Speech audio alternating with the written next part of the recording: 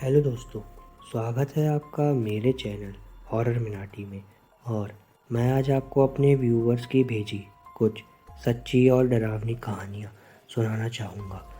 और अगर आपको ऐसी ही भूत, प्रेत, जिन्नात, ब्रह्म राक्षस, चुड़ैल और भी अच्छी कहानियाँ सुनना पसंद है तो मेरे चैनल हॉरर मिनाटी को सब्सक्राइब करना ना भूलें, ताकि मैं और इंटरेस्टिंग और डरावनी स्टोरीज आगे भी आपके लिए लेके आता रहूँ।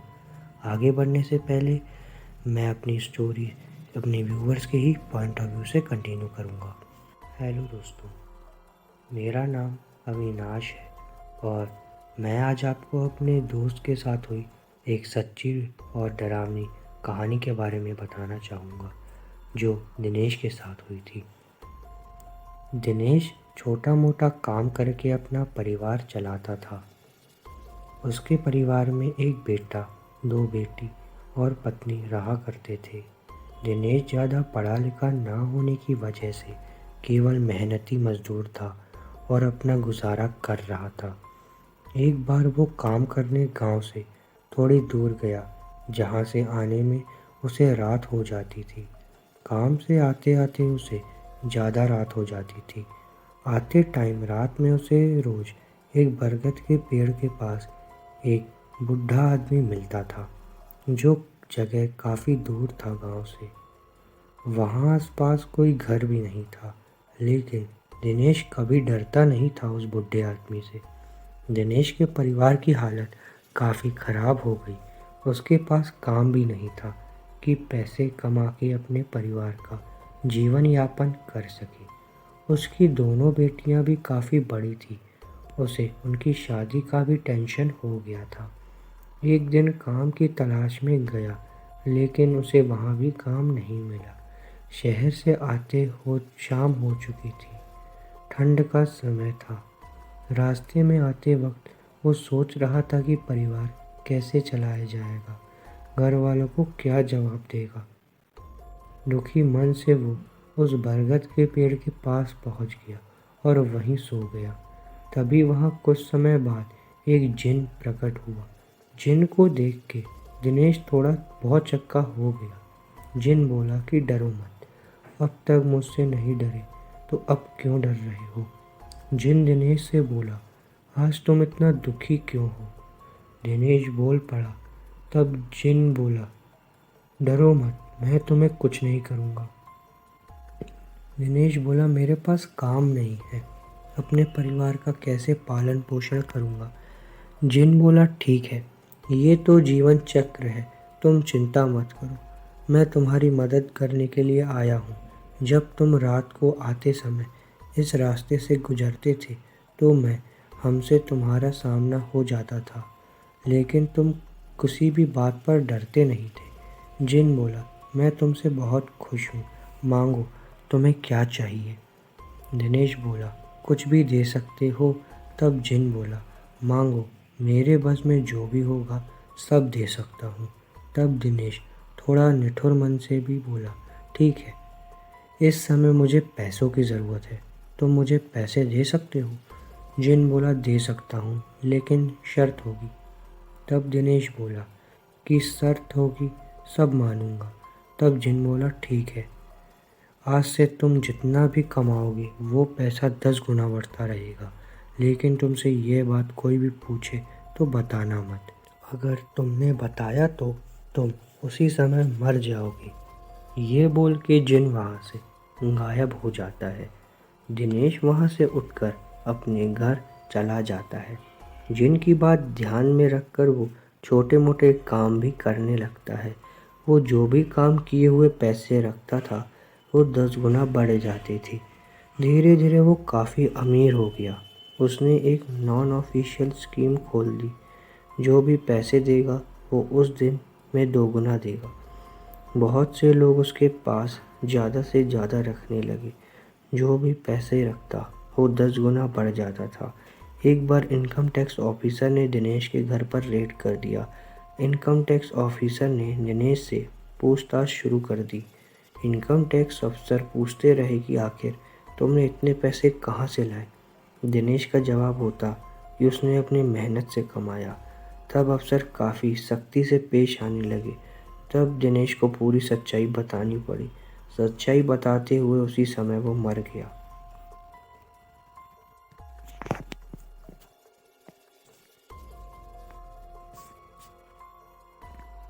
हेलो दोस्तों, मेरा नाम राहुल है। ये कहानी जो मैं आप लोगों को बताने जा रहा हूँ वो मेरे दादाजी ने मुझे बताई थी। शाहनाज नाम की एक लड़की थी। वो बहुत ही भोली भाली थी, अपने घर की प्यारी, जिसे उसके अब्बू और अम्मी जान से भी ज़्यादा नाज़ों से पाला था। वो अपने घर की अकेली संतान थी। उसकी हर फरमाइश उसके अब्बू और अम्मी पूरा किया करते थे। वो बहुत ही चंचल स्वभाव की लड़की थी, बहुत ही खूबसूरत थी। ऐसा लगता था कि उसे अल्लाह ने बड़े नाज़ों से बनाया और तराशा है। बचपन में ही वह खेलने के लिए गांव के पास वाले कब्रिस्तान की तरफ जाया करती थी। वहाँ एक जिन रहा करता था। वह जिन उसे बार बार देखा करता था। उसके ऊपर जिन का दिल आ गया। उस दिन उस जिन ने शाहनाज का पूरा जीवन देख लिया कि आगे उसकी क्या स्थिति रहेगी। जिन को वह शाहनाज बहुत ही पसंद आई और वह जिन शाहनाज के ऊपर अंग पर सवार हो गया और हमेशा शाहनाज के साथ ही रहा करता था। एक दिन शाहनाज के बगीचे में खेलने के लिए गई। वहाँ इमली के लिए कई लड़कियों के साथ चली गई और इमली बिन कर सारी लड़कियाँ वापस आ गई और शाहनाज उधर ही रह गई। वहाँ से जब वह शाहनाज वापस आई तो एक लड़की ने उससे पूछा, शाहनाज तू किधर रह गई थी? तो उसने कुछ नहीं बोला। शाहनाज उस लड़की को जिसने पूछा था उसे घूर रही थी। उसके घूरने से सभी डर से गए थे। शाहनाज को ये क्या हो गया? इतना सुंदर सा दिखने वाला चेहरा मानो शैतानी चेहरा हो गया था। कुछ ही देर के बाद शहनाज अपने आप बेहोश हो गई। उस पर पानी छिड़का गया और जब वह होश में आई तो उसे हकीम के पास लेकर गए। हकीम ने कुछ दवा दी। हकीम के दवा का कोई असर शहनाज पर नहीं हुआ और शहनाज फिर से बेहोश होने लगी। शहनाज को लेकर उसके अब्बू एक मुर्शिद के पास गए। उन्होंने मुर्शिद को सारा हल सुनाया और मुर्शिद ने देखा कि शहनाज के कोमल अंग पर कोई जिन बैठा है। मुर्शिद ने अल्लाह से दुआ की और एक ताबीज़ दिया शहनाज के लिए। शहनाज को थोड़ा आराम तो हुआ पर बार बार उसकी तबीयत खराब होती रही। अब्बू और अम्मी ने शहनाज को कब्रिस्तान और बगीचे की तरफ जाने के लिए मना किया और शहनाज ने बगीचे की तरफ जाना छोड़ दिया। पर वह जिन अभी भी शहनाज के ऊपर था। वह जिन शहनाज की खूबसूरती पर दिलो जान से फिदा था। वह उसे छोड़ना नहीं चाहता था। काफ़ी समय बीत गया। शहनाज की उम्र निकाह की हो गई। अब्बू ने शहनाज के लिए काफ़ी मुशक्क़तों के बाद एक अच्छा रिश्ता देखा और निकाह का फ़ैसला किया। निकाह के बाद शहनाज से पूछा गया, निकाह कबूल है? तो शहनाज ने निकाह कबूल किया और उसके शौहर से जब पूछा गया निकाह कबूल है तो उस समय जिससे निकाह हो रहा था जिन उसके ऊपर सवार होकर बोला, कबूल है। किसी को क्या मालूम कि निकाह किसका हुआ है। शहनाज अपने शौहर के घर गई। उसका स्वागत हुआ और जब वह अपनी सुहागरात की रात में अपने बिस्तर पर थी तो उसका शौहर आया तो उसने उसे लाते मार कर भगा दिया। शौहर ने सोचा पहली बार है इसलिए शहनाज शर्मा रही है और मुझसे दूर रहना चाहती है। वह कुछ दूर जाकर दूसरी जगह सो गया। पर अब क्या था, जिन शहनाज के साथ सुहागरात मना रहा था। शौहर बेचारा दूसरी जगह नींद में सो रहा था। शहनाज के ऊपर जिन ने ही सवार होकर शहनाज के ज़रिए उसके शौहर को लात मार के भगाया था। बेचारे शौहर को क्या पता, ऐसा कई बार हुआ। बेचारा शौहर लाचार था। वह अपनी लाचारी किसी को बता भी नहीं पा रहा था। एक दिन शौहर शौच के लिए गई और शौचालय में काफ़ी देर हो गई, तो घर वालों को कुछ समझ नहीं आया, तो उन्होंने शौचालय का दरवाज़ा तोड़ा, तो शहनाज अंदर बेहोश मिली। उसने शौच भी नहीं किया था। असल में वह जिन उसके साथ संबंध बना रहा था। ऐसा कई बार हुआ, तो उन्होंने एक तांत्रिक को बुलाया और शहनाज को दिखाया, तो तांत्रिक ने जिन को पहचान लिया, पर वह तांत्रिक उस जिन को कुछ नहीं कर सका। घर वाले बहुत परेशान हो गए थे। उन्होंने एक से एक तांत्रिक को दिखाया और मंदिर, मस्जिद, दरगाह के चक्कर लगाकर थक गए, पर जिन ने शहनाज को नहीं छोड़ा। वह साफ कहता था, मैंने इससे निकाह किया है, ये मेरी है और मैं इसको लेके जाऊंगा। सभी घर वाले परेशान थे, पर किसी की नहीं चली। एक दिन अचानक जिन ने अपना काम कर ही दिया और शहनाज अपने घर वालों को छोड़कर दूसरी दुनिया में चली गई। घर वालों के लिए शहनाज एक सपना बनकर रह गई। कई लोग अक्सर ये सोचते हैं कि क्या सच में जिन होते हैं।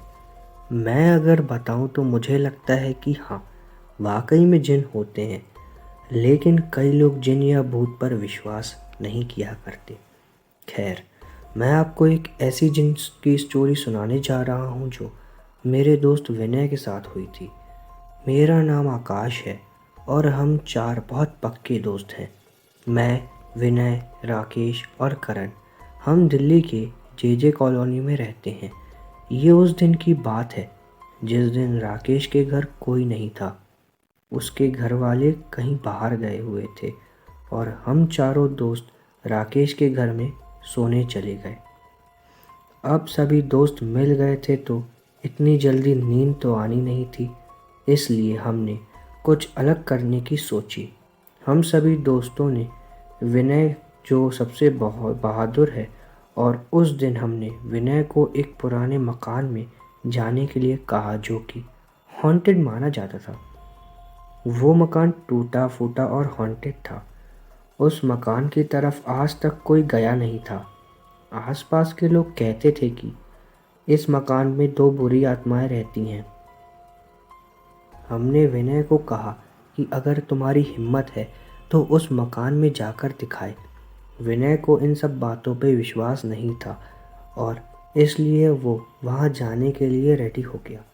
विनय करीब 30 मिनट तक उस मकान के अंदर रहा और जब वहाँ से बाहर आया तो वो बिना कुछ कहे बेड पर लेट गया और सो गया। हम दोस्तों ने उसका बहुत मजाक उड़ाया और सोचा कि शायद वो डर गया होगा। सुबह हुई और विनय के घर वाले आ गए। विनय अभी भी सोया हुआ था, लेकिन हम तीनों दोस्त उसके घर से चले गए। विनय की माँ ने उसे उठाया और वो चुपचाप उठ गया, और जब वो रेडी होकर नाश्ते की टेबल पर आया तो विनय की माँ ने देखा कि उसने आँखों में काजल लगाया हुआ था। विनय की माँ ने उसे पूछा कि ये काजल क्यों लगाया है, तो उसने कहा यूं ही लगा लिया है। खाने की टेबल पर आकर विनय ने देखा कि पराठे बनाए हुए हैं, तो जो कि उसे बहुत पसंद थे, लेकिन विनय ने अपनी माँ को आवाज़ लगाई और कहा कि उसे ऑमलेट खाना है। ये सुनकर विनय की माँ होश ही उड़ गए उनके। वो वेजिटेरियन थे और विनय को अंडे से सख्त नफरत है। विनय की माँ ने उसे डांटा और कहा कि ये क्या बक रहे हो तुम। विनय ने खाना छोड़ दिया और वो वहाँ से चला गया। जब विनय अपने दोस्तों से मिला तो बहुत अजीब तरीके से पेश आ रहा था। वो कभी किसी आदमी की आवाज़ में बात करता तो कभी औरत की आवाज़ में। ये देखकर विनय के सभी दोस्त थोड़ा घबरा गए थे, इसलिए राकेश ने जाकर रात की पूरी बात विनय की मम्मी को बता दी। अब रात हो चुकी थी, लेकिन विनय घर नहीं आया। रात के करीब 10 बजे जब विनय घर आया तो शराब पीकर आया, जबकि विनय ने कभी शराब को हाथ तक नहीं लगाया था। विनय ने घर जाकर पहले आदमी की आवाज़ में अपनी माँ को कहा, सुनो, मुझे आज मटन कोरमा खाना है। फिर उसने औरत की आवाज़ में कहा, मटन कोरमा नहीं, मुझे भिंडी की सब्ज़ी खानी है। सिर्फ यही नहीं, विनय कभी आदमी की हरकतें करता और कभी औरत की। विनय की माँ ने आओ देखा न ताओ फौरन एक बाबा को घर ले आई और फिर पूजा शुरू कर दी।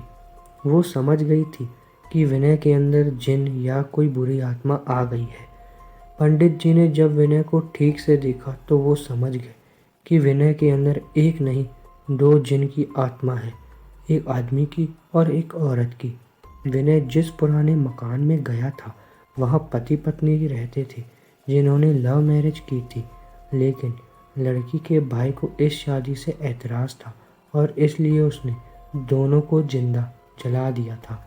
तब से उन पति पत्नी की आत्मा उसी मकान में भटकती रहती है। लेकिन जब विनय उस मकान में गया तो उन दोनों आत्माएं विनय के शरीर पे प्रवेश कर गई। जो पति की आत्मा थी वो अपने पति के भाई से बदला लेना चाहती थी, लेकिन पत्नी उसे हमेशा रोकती थी। बस इसलिए विनय कभी औरत की आवाज़ निकालता था तो कभी मर्द की। विनय की माँ ने पूजा करवाई, तब जाकर विनय का शरीर उन दोनों की आत्माओं से मुक्त हो सका, वरना अगर देर हो जाती तो विनय से कुछ ऐसा हो जाता जो कभी नहीं होना चाहिए था। दोस्तों, इस संसार में अगर देवता हैं तो जिन या भूत जैसी चीज़ भी होती है, लेकिन वो आम इंसान को परेशान नहीं करती। मगर हम उन्हें परेशान या कुदरत के विपरीत जाकर उन्हें चैलेंज करेंगे तो ऐसी अनहोनी हो सकती है। इसलिए कुदरत की बनाई किसी भी चीज़ को चैलेंज मत करना, उसका गलत परिणाम भी हो सकता है।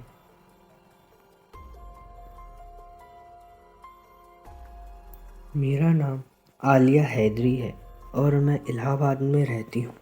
मेरा निकाह रफ़ीक हैदरी से 5 साल पहले हुआ था। अल्लाह ताला की दुआ से हमें 2 प्यारे बच्चे भी हैं। बड़े बेटे का नाम आमिर और छोटे बेटे का नाम सलीम है। मेरे शौहर मंडी में सब्जी तरकारी बेचने का काम करते हैं। हमारी लव मैरिज हुई थी। मैंने परिवार के सच्चे सुख संतोष को छोड़कर जिन्नात से दौलत पाने का रास्ता चुना और अपनी इसी गलती के लिए मैं खून के आंसू रो रही हूँ। मैं इतनी डरी हुई हूँ कि दिन में कई बार जान देने का ख्याल आ जाता है, पर अपने शौहर और बच्चों की ओर देखकर जिए जा रही हूँ। मेरे अम्मी और अब्बा शादी के खिलाफ थे क्योंकि रफ़ीक की कमाई कम थी, पर फिर भी मैंने दिल के हाथों मजबूर होकर रफ़ीक से निकाह कर लिया था।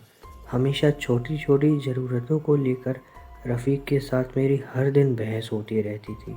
सिर्फ प्यार से घर नहीं चलता, ये एक हकीकत है। और मेरी इसी ज़्यादा दौलत पाने की भूख का फ़ायदा एक जिन्नात ने उठाया। शबनम मंदिर के पास हमारा छोटा सा मकान है, वहीं से मेरी बर्बादी और तकलीफ़ों की शुरुआत हुई। निकाह के बाद से ही मुझे रात के सन्नाटे में एक बुजुर्ग पहाड़ी इंसान की आवाज़ें सुनाई देती हैं। दिन पर दिन यह सिलसिला बढ़ता गया। मैंने रफ़ीक से भी कहा, पर उसने मेरा वहम समझकर मना कर दिया और ऐसा कहकर बात टाल दी। एक रात जब रफ़ीक काम से बाहर थे और बच्चे मेरे भाईजान के घर गए थे, तब अंधेरे में एक परछाई मेरे पलंग के पास आकर खड़ी हो गई और मेरा नाम पुकारने लगी। मैं चीखना चाहती थी, पर मेरी आवाज़ हलक में ही अटक गई। मैंने थोड़ी देर में हिम्मत समेटी और जान मारकर चीख लगाई। घर पर तो कोई न था, पर हमारी पड़ोसन रज़िया दौड़कर मेरे घर आ गई। मेरे साथ रज़िया को भी वह परछाई दिखी और अब वह विकराल परछाई मेरा और रज़िया का दोनों का नाम पुकार रही थी। रज़िया ने मुझे और मैंने रज़िया को कसकर पकड़ लिया और हम दोनों कांप रही थी। कांपती आवाज़ में उस परछाई ने हमसे पूछा कि कौन हो तुम, क्या चाहिए। उसने जवाब में इतना ही कहा कि वह इस ज़मीन के नीचे रहता है और उसे कुछ देना है मुझे। फिर उसने कहा, अपना तोहफ़ा बाहर निकाल लो। इतना बोलकर वह परछाई गायब हो गई। मेरी तो खुशी का ठिकाना नहीं रहा। अब मुझे यकीन हो चला था कि ज़मीन के नीचे ज़रूर कोई गड़ा हुआ खजाना है।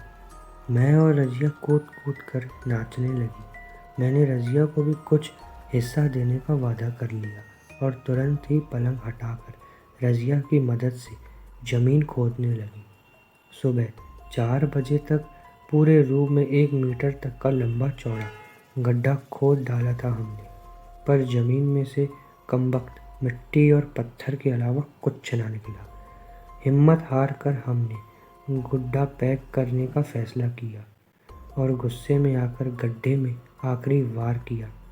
तभी तक गड़ी हुई कांच की बोतल फूटी और उसमें से आवाज़ के साथ गर्म हवा निकली जो सीधे मेरे अंदर घुस गई। पिछले साल हुए इस वाक़े के बाद मेरी ज़िंदगी जहन्नुम बन गई है। मैं कितना भी खाना खाऊं मेरा पेट नहीं भरता। बार बार मुझे नशा करने का दिल करता है। खून की गंध मुझे अच्छी लगने लगी है। लोगों से मिलना जुलना भी मैंने छोड़ दिया है। बार बार खुद को मार देने का ही मन करता है। मेरी पड़ोसन रजिया भी अचानक शहर छोड़कर कहीं चली गई है और मेरी इस तकलीफ़ का इलाज के लिए मेरी अम्मी ने दरगाह का धागा मेरे हाथ में बांधा है। रफ़ीक भी दिन में 3 बार मेरी खैरियत जानने के लिए मंडी से फ़ोन करता है। दरगाह का धागा बांधने के बाद वह परछाई मुझसे दूर खड़ी रहती है और हाथ पर धागा निकालने के लिए कहती रहती है। मैं अपनी सच्ची कहानी इसलिए बयान कर रही हूँ ताकि कोई और बेकसूर इंसान मेरी जैसी मुसीबत में ना फंसे, मेरी तकलीफ़ का मेरे से ही छुटकारा हो सके। इसलिए आप लोग अल्लाह ताला से दुआ करना मेरे लिए। मेरा नाम संदीप है और ये कहानी जो मैं आप लोगों को बताने जा रहा हूँ वो कहानी मुझे मेरे दादाजी ने सुनाई थी। समुद्र तट पर एक गांव बसा था। वहाँ एक मछुआरा रहा करता था। वह दिन में 3 बार समुद्र में जाल फेंकता था। जाल में फंसी हुई मछलियों को बेचकर अपना गुजारा किया करता था। एक दिन उसने हमेशा की तरह मछली पकड़ने के लिए जाल फेंका। जब उसने जाल को बाहर खींचने की कोशिश की तो उसे भारी पाया। उसमें एक जानवर का मृत शरीर था। मछुआरे ने उसे बाहर निकालकर दोबारा जाल फेंका। कम से कम इस बार तो अच्छी मछलियाँ जाल में फंस जाएं। वही मन ही मन में प्रार्थना करने लगा। इस बार भी उसने बड़ी मुश्किल से जाल बाहर खींचा। जाल में एक बड़ा घड़ा फंसा हुआ था। उसमें पत्थर, मिट्टी और कांच के टुकड़े भरे हुए थे। हाय, ये कैसी परीक्षा! एक भी मछली हाथ ना आई। मछुआरा निराश हो गया। अब उसने आखिरी बार जाल फेंका। तीसरी बार भी जाल भारी था। अरे ये क्या! जाल में एक पीतल की सुराही थी। कम से कम इसे बेचकर आज का खाने का इंतज़ाम तो कर ही लूँगा। ये सोचते हुए मछुआरे ने सुराही को खोला। उसके अंदर कुछ भी नहीं था। अचानक उसमें से काला धुआं निकलने लगा। धुआं धीरे धीरे फैलकर आसमान तक पहुंच गया। अब उसमें से एक आकार उभरा। वह एक जिन था। देखते ही देखते जिन का सिर आसमान को छूने लगा। उसकी आंखें हीरे जैसी चमक रही थी। मुंह गुफा की तरह थी। उसे देखते ही मछुआरे के होश उड़ गए। डर के मारे उसके हाथ पैर कांपने लगे। मुंह सूख गया। वह मूर्ति के समान खड़ा रह गया। जिन बोला, मैं तुझे मार डालूंगा। मछुआरे ने साहस करके कहा, मैंने ही तो तुम्हें समुद्र से बाहर निकाला है, फिर तुम मुझे क्यों मारना चाहते हो? जिन ने कहा कि मैं कई सदियों से सुराही में पड़ा था। शुरू में मैंने सोचा कि जो भी मुझे आज़ाद करेगा उसे बहुत सारी संपत्ति दूंगा, लेकिन कोई नहीं आया। मछुआरे ने पूछा, फिर क्या हुआ? जिन ने कहा, इस तरह 400 साल बीत गए। तब मैंने सोचा कि जो भी मुझे मुक्त करेगा उसे मैं 3 वरदान दूंगा। तब भी कोई नहीं आया। फिर मैंने निश्चय किया कि जो भी मुझे आज़ाद करेगा उसे मैं मार डालूंगा। दुर्भाग्यवश अब तुमने मुझे आज़ाद कर ही दिया है। ये कैसा इंसाफ है? मदद करने पर भला कोई दंड देता है क्या? मछुआरे ने हिम्मत जुटाकर कहा, हाँ, अब मेरा समय और बर्बाद मत करो। कहते हुए जिन मछुआरे के करीब आने लगा। इस जिन से कैसे बचूं? मछुआरा सोचने लगा। फिर उसने जिन की बातों में लगाया, ठीक है, मगर मेरी एक शंका है। तुम तो इतने बड़े कि आकाश को छू सकते हो। तुम्हारे पैर के नाखून भी इस सुराही के अंदर नहीं घुस सकते। फिर तुम इसके अंदर इतने साल कैसे रहे होगे? कहीं तुम झूठ तो नहीं बोल रहे हो? मछुआरा जिन का मजाक उड़ाने लगा। जिन ने तुरंत कहा, अरे तुम्हें मेरी बात पर विश्वास नहीं? ये लो, मैं अभी इसके अंदर घुसकर दिखाता हूँ। वह अपने शरीर को सिकोड़ते हुए सुराही के अंदर घुसा गया। बस मौका पाते ही मछुआरे ने झट से सुराही का ढक्कन बंद कर दिया।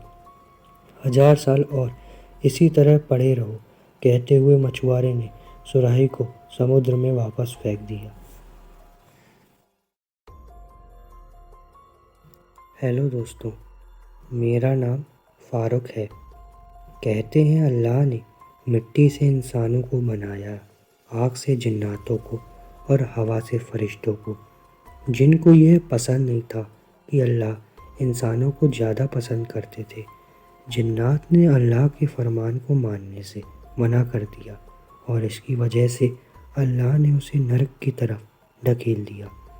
समय समय पर यह जिन लोगों को अपना शिकार बनाने की कोशिश करते हैं। ऐसे बहुत से जिन होते हैं जो लोगों को अपना शिकार बनाते हैं।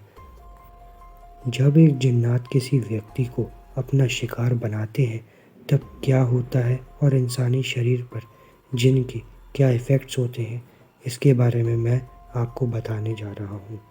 एक जिन की उम्र लगभग 1000 से 1800 साल तक हो सकती है। अलग अलग किस्म के इंसानों की तरह ये भी अलग अलग प्रकार के होते हैं और इंसानी दुनिया में अलग रहते हैं। जिन्नात की सिर्फ कुछ प्रजाति ही इंसान मेल जोल को बढ़ाने के उद्देश्य से हमारी दुनिया में आती है। शैतानी प्रवृत्ति के जिन्नात अक्सर महिलाओं को अपना शिकार बनाते हैं। घने जंगल में सुनसान जगह पर महिलाओं को खासकर परफ्यूम लगाकर जाने से बचना चाहिए। खुले बालों की महक से ये जिन्नात खींचे चले आते हैं। जिन्नात जब किसी को अपना शिकार बनाते हैं तब वह कुछ ऐसे संकेत जरूर देते हैं जिनके बारे में हम जानने में आपकी मदद कर पाएंगे। किसी भी दूसरी शक्ति की तुलना में जिन बेहद खतरनाक, गुस्सैल और सच बोलने वाले होते हैं। अगर कोई इनसे बात करने की कोशिश करे तो बिना डरे वो अपने बारे में बता सकते हैं। जिन्नात के बारे में एक बात ज़्यादा मशहूर है कि ये भरोसेमंद नहीं होते। बाकी दूसरी शक्तियों जैसे कि पीर, पैगंबर ये इंसानों की मदद करते हैं, लेकिन जिन्नात सिर्फ बंधन में रखे जाते हैं। एक बार आपने गलती कर दी तो ये आपको अपना निशाना बनाते देर नहीं लगाएंगे। ये एक टेम्परेरी पोजीशन होता है। इस्लाम को मानने वाले लोगों के बीच ये मान्यता है कि शैतान हमें हर पल अपने पक्ष में करने के लिए कोशिश करता है। वो हमेशा इस तरह के मौके की तलाश में रहता है जब हम मानसिक रूप से कमज़ोर पड़ते हैं। जब भी हम ऐसा होता है तो एविल भेजे जाते हैं। जैसी स्थिति में अल्लाह पर अपने भरोसे को मजबूत करना चाहिए। वो हर पल हमें देख रहा होता है। सच्चे मन में अगर उन्हें पुकारा जाएगा तो हमारी मदद ज़रूर करेंगे।